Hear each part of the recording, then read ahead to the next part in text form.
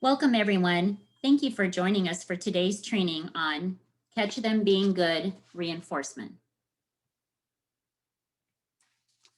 First off, let's start off by introducing our presenters. Hi, I am Artie Torres, a WOCSEP behavior specialist. And my name is Lisa Torres, and I'm a program specialist with WOCSEP.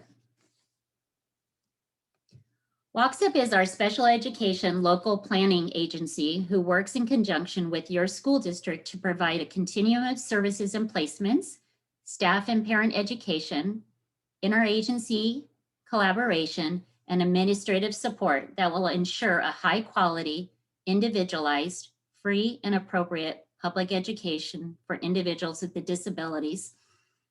You can find more information about WOCSEP at www.wocsep.org.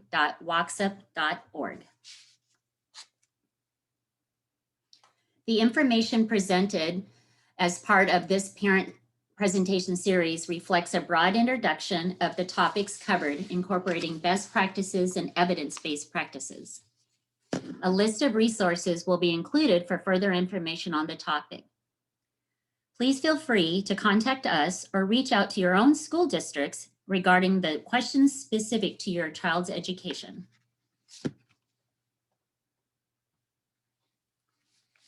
Parents are the ultimate role models for children. Every word, movement, and action has an effect. No other person or outside force has a greater influence on a child than a parent. Bob Keeshan.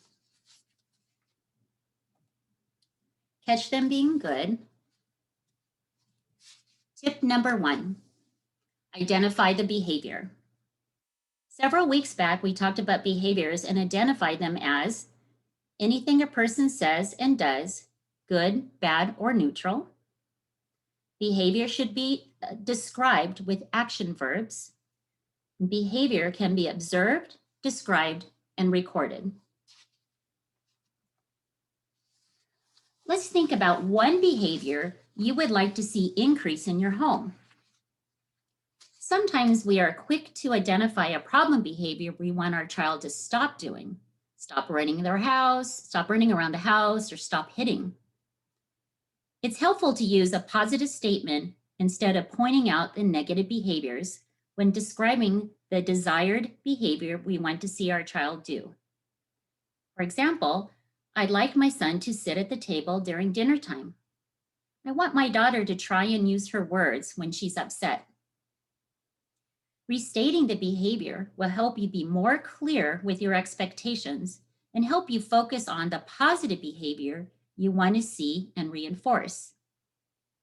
Take a moment to identify a behavior you would like to see your child increase in the home. We want to be mindful about the number of behaviors we want to tackle when we start using this strategy. Start small. Choose one behavior to address at a time.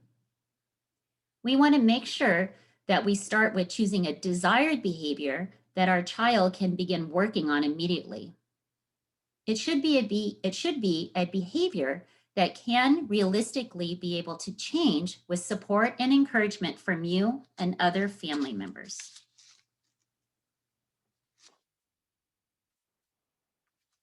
Tip 2, give positive feedback, give immediate feedback. Positive feedback can be one of the best and fastest way to change a child's behavior and is an evidence-based practice that works for children of all ages. We want our positive praise, our words and actions to be very specific when describing the behavior a child did to receive the positive attention from you. Here are a few examples. I like how you're sitting down. I like how you completed your homework. In these examples, we identified the desired behavior we liked seeing them perform, sitting down and completing their homework. Our feedback used specific language that identified and labeled the desired behavior. This approach is more clear than just saying, good job or way to go, which doesn't describe the behavior. We can also pair gestures such as thumbs up, high five. We can use our facial expressions, change the tone of our voice to emphasize our recognition of their positive behavior. We want to provide positive feedback to the child immediately after the desired behavior occurs. This gives the child the immediate feedback and help them make the connection between the behavior and the positive attention you are giving them. If we wait too long to give them positive and immediate feedback after the desired behavior, there is a possibility you may accidentally reinforce an undesired behavior. For example, if your child struggles with sitting at the table, make sure you catch them being good and give them that positive feedback while they're sitting at the table. Make sure this happens before they jump up and leave the table.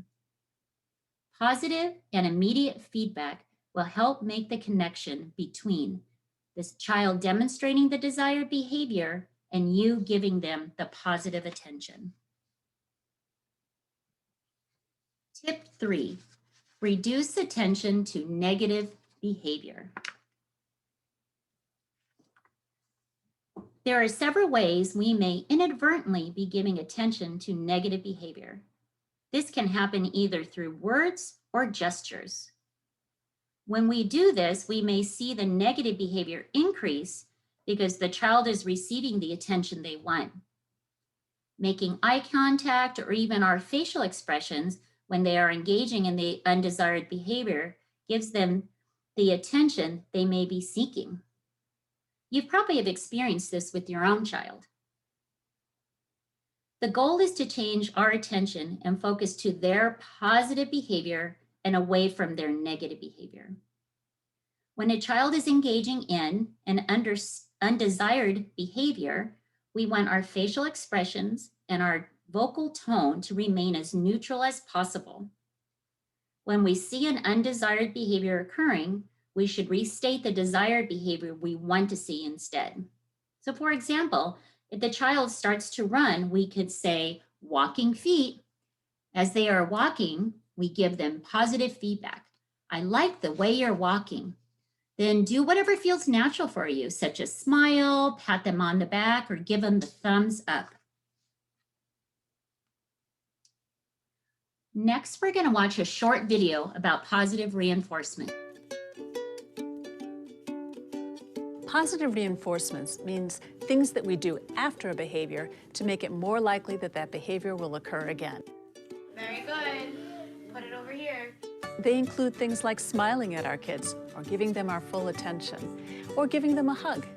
They can also include things like stickers, or points, or a special prize after they've done something nice. It's easy to notice when our children are misbehaving, but we need to make a conscious effort to notice when our children are doing it right. This is what teaches them the right way to behave. Let's say you want your child to do a better job picking up. Well, there's two possible approaches. You can yell at them for leaving such a mess all the time, but that's not going to inspire your child to start picking up. If you notice when they pick up a little bit and you said, "Oh, thank you so much, that's really helpful," that's going to inspire your child to do even more picking up. The best kinds of praise for children are the ones that tap into the core components of self-esteem. Yeah. Good job. Nice work. So we might say to a child, "You worked really hard on this," or "You did it." We can also talk about their impact on other people. We can say, "I really enjoyed hearing you sing," or "That was a very kind thing you did for Sam." A lot of parents wonder about using a good behavior chart. These can be useful for getting over a hump kind of behaviors. Now, we want to be careful not to overuse good behavior charts because they can set up a really unattractive pattern where our children ask us, "So what do I get if I do that?" In general, I prefer natural kinds of positive reinforcement: a smile, a hug, and extra attention, or even some extra privilege that they've earned.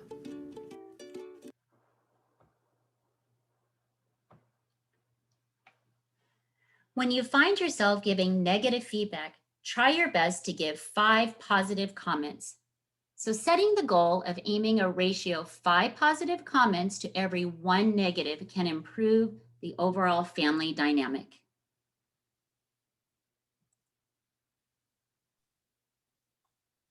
Okay, let's move on to talk about reinforcement.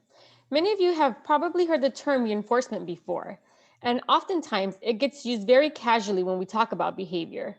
But what is reinforcement? Reinforcement is used to increase desired behaviors or skills. A reinforcer is delivered after the child displays the desired behavior or skill to increase the likelihood of the behavior occurring in the future.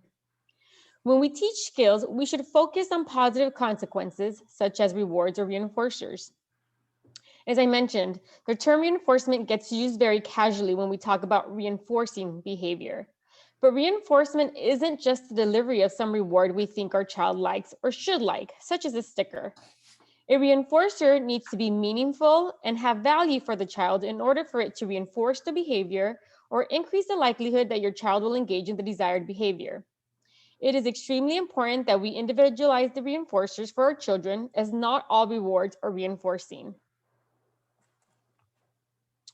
So why should you use reinforcement? Reinforcement makes work meaningful for your child. It gives your child a reason to do what you want them to do. Just because you and I do things because we have to, your child may not. And really, when you think about it, do we really do things just because we have to? The things we do usually provide us with some reinforcement, which keeps us doing what we need to do. When we work, we earn money. When we clean, it brings some of us happiness. And when we cook, it provides us food and nourishment. Reinforcers, such as money, keep us going to work. Providing your child with rewards will motivate your child to participate in the learning process. Think of reinforcers as your child's payment for working. We briefly talked about the what and the why of reinforcement. Now let's talk about how to use reinforcement. When using reinforcement, following these 4 steps will ensure that you are using reinforcement properly. Let's take it each step separately. First, you want to identify the behavior you will reinforce. In other words, what do you want your child to do? Do you want them to sit in the chair when you say it? Do you want them to look at the computer screen when you say look or when the teacher is talking? Do you want them to say please when making a request? What does that behavior look like? Be specific when you identify what the behavior looks like, so that when you reinforce the precise behavior, you reinforce exactly what you want to see, which is the behavior you want to increase. When you say sit, does sitting mean that your child needs to have their bottom in the chair, both feet on the ground facing forward? Or will sitting be reinforced if they are in the chair, regardless of whether both feet are on the floor or if their entire body is facing forward? Again, be specific so that you only reinforce the behavior you want. Step 2, identify the reinforcers. Identify the reinforcers you will use to reinforce the desired behavior. Make sure you choose items or activities that will be motivating for your child. The items should be individualized to your child's likes. You as a parent know better than anyone what your child likes. Use this information to choose the items you will use to reinforce the desired behavior. Identify various reinforcers that you can give your child for engaging in the desired behavior. You will not give your child all the identified reinforcers at once. You will simply identify the reinforcers so that you can change reinforcers as necessary. One thing we don't want to happen is for your child to receive the same reinforcer repeatedly to the point where they get tired of the reinforcer and stop working for it. When they get to this point, they may stop engaging in the desired behavior because they are no longer motivated for the item. Items should not be freely available. The reinforcers that you identify should only be made available for your child if your child engages in the identified desired behavior. What does that mean? Let's say that you identified YouTube as a reinforcer. Your child should no longer have access to YouTube at any time except when you reward them with YouTube for the desired behavior. You can even make this more specific if you know they like specific videos on YouTube. If this is the case, then maybe they can still watch YouTube, but you will block access to the favorite videos on YouTube until they earn them. Also, the size of the reward should be appropriate for the task at hand. Making a reward too little may not make it worth it for your child, but making it too big may satiate them of the reward to the point of feeling like they don't want it anymore. An example of too little could be giving your child one Skittle for sitting throughout an entire lesson. This reward may be too little to make it worth it for your child to repeat the same behavior again. On the other hand, if you give your child the entire full-size Skittle bag, they may feel like they got their fill of Skittles for the day and therefore not be motivated to sit through another lesson for the rest of the day because they got all the Skittles they wanted. Step 3, make sure that you have all reinforcers available when you're targeting a behavior or a skill. The reward needs to be within reach when the desired behavior occurs so that you can provide immediate reinforcement after your child displays the behavior. Your child should not have to wait for the reinforcer. Getting the reinforcer immediately after the desired behavior allows your child to make the connection that engaging in the behavior equals positive results. When we say immediately, think half a second. Step 4, give your child a reward each time they display the desired behavior. Yes, we really mean each time. When your child is learning a new behavior or skill, it is important that they be rewarded every time to increase the likelihood of them engaging in the behavior again, as well as learning that engaging in the desired behavior will result in positive outcomes for them, as mentioned a few seconds ago. You also want to make sure that you give the reinforcer immediately after your child displays the desired behavior. As I mentioned before, think half a second. The reward should be delivered within half a second of your child engaging in the desired behavior. Be consistent with delivering the reward and make sure you follow through with delivering the reward. If you promise a reward but don't deliver it, your child may learn that they don't have to engage in the desired behavior because they won't get the reward you promised them anyway.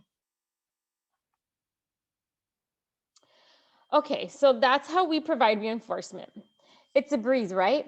I know it probably sounds like a lot right now, but let's look at a real example of how these steps can be easily implemented.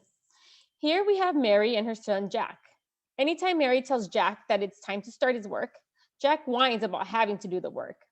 Mary wants her son, Jack, to start his work without whining about having to do his work. Let's follow the steps of reinforcement to reinforce the behavior Mary wants to see from Jack. First, identify the behavior you want to increase. In this example, Mary wants Jack to start his work without whining.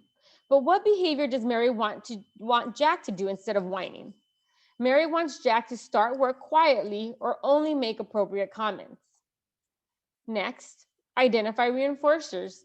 Mary knows that her son Jack really enjoys playing music while he works, so she decided to use music as a reinforcer. Third, have materials ready and available. Mary will make sure to have the music ready to play on the iPad so that she can give him the reinforcer immediately after he displays the desired behavior of starting work quietly or only making appropriate comments. And fourth, reinforce each time the desired behavior or skill occurs.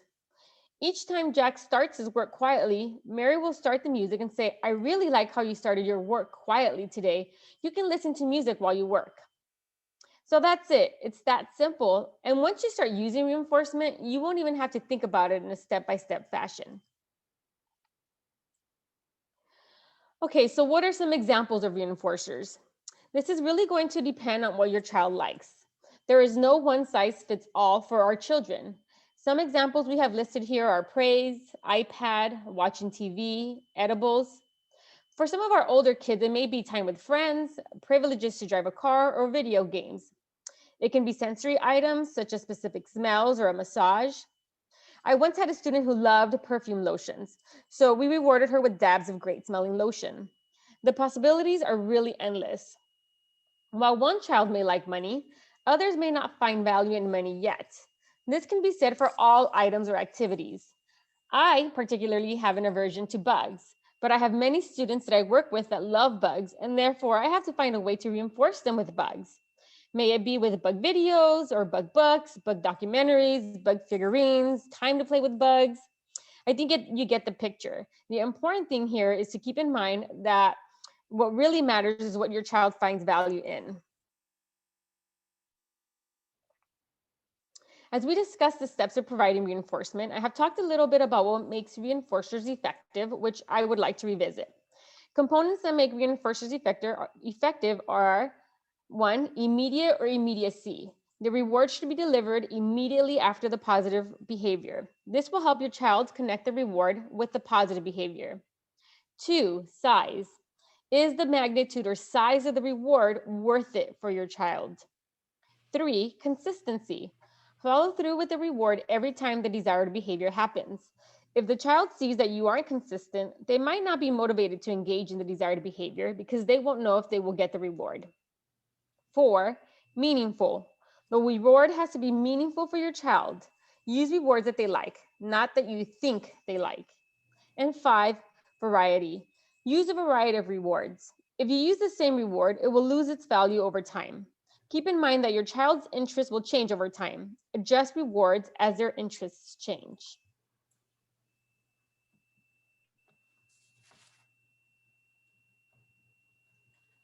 Summary and conclusion. Okay, so our takeaways today. One, identify one behavior and how can you state that behavior in a positive manner. Two, whenever possible, ignore negative behavior and look for ways to give positive feedback. Three, remember the 5-to-1 ratio. Give 5 positive feedback statements for every 1 negative feedback statement. 4, make work meaningful and motivating for your child by providing reinforcers. 5, give immediate and consistent feedback and reinforcement.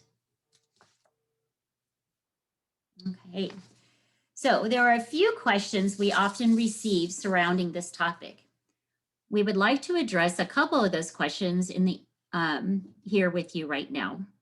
The first question we typically receive: what are some effective short-term and long-term rewards that can be used over time? We provided you 2 reinforcement surveys in the email, or you can download them from the website. These can be used to help with identifying potential reinforcers for your child that they might find motivating. Every child is unique in what they consider to be fun and exciting. Using the identified reinforcers will help keep them motivated to demonstrate the desired behavior. The key is the reinforcer needs to be meaningful to the child. One day they may enjoy stickers, and the next day they may like tickles. Be prepared to vary the reinforcers you have to offer. Do this by offering the child choices before you start an activity. From the reinforcer survey, choose 2 or 3 options that your child showed high preference for, and you could lay them out in front of them and see which one they gravitate to for the day. We need to be mindful that choices and preferences change over time. I like chocolate cake, but if I'm offered chocolate cake too often, I'm likely to stop wanting chocolate cake and will not be motivated to demonstrate the desired behavior. It's a good idea to check in with your child to confirm that they like the item or the activity and it's still reinforcing to them. So now their question we typically receive is reinforcement different than bribing my child? So reinforcement is given to your child, is giving your child a desired item after they engage in the desired behavior. Whereas bribery is giving your child an item in exchange for them to do what you want. So what is the difference? The difference is that reinforcement is given only if your child engages in the desired behavior, while bribery is an offer you give your child to do what you want them to do, and it is often offered to the child when the child is already engaging in non-desired or challenging behavior. An example of reinforcement is giving your child a candy for asking nicely instead of crying. Bribery would be offering your child a candy to stop crying. In the first example, you're reinforcing the positive behavior of asking nicely, whereas in the second scenario, you're bribing your child to stop crying and not reinforcing any appropriate behaviors. We have provided you with references used for today's presentation, which you can also reference as needed.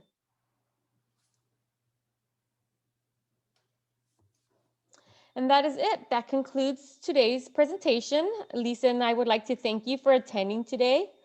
Thank you so much, and we hope that you find this information helpful.